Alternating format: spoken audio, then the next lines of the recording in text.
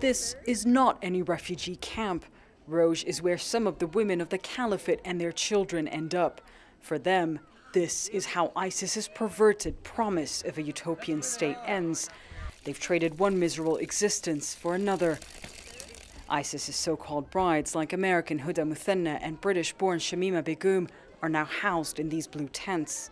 We've been told that we cannot speak to any of the women here. There are about 2,000 women and children. These are ISIS family members.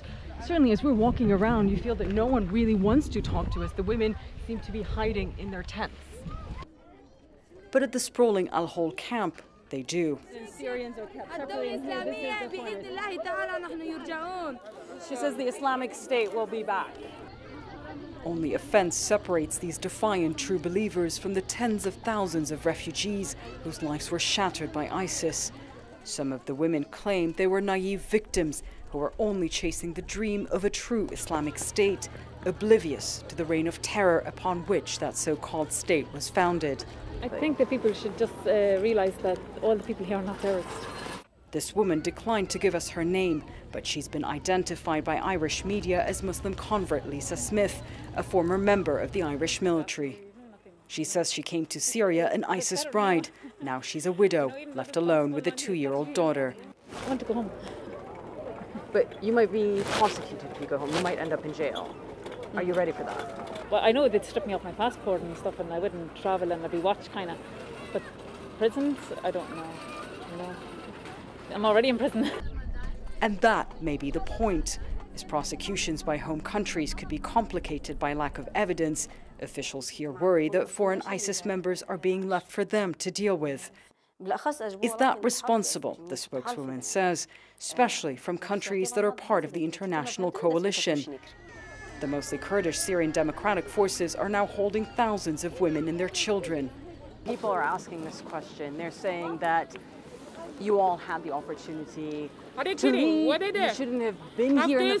Of course, listen, when you marry someone and then halfway in the marriage you realize this is not the guy, you try to get out. But if it's an abusive marriage, do you get out? Even in the West, nothing in life is easy to walk away from.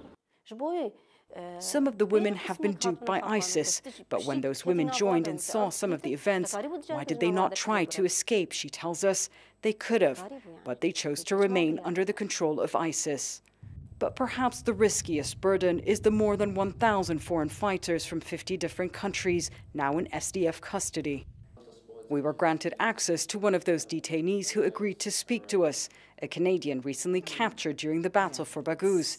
The Vancouver native, like so many others, claims he wasn't a fighter, but a humanitarian who joined the terror group to help refugees. So many people in the West don't want you back. People in this part of the world don't want you because you are a reminder of the heinous crimes that took place. What do you think should happen to you?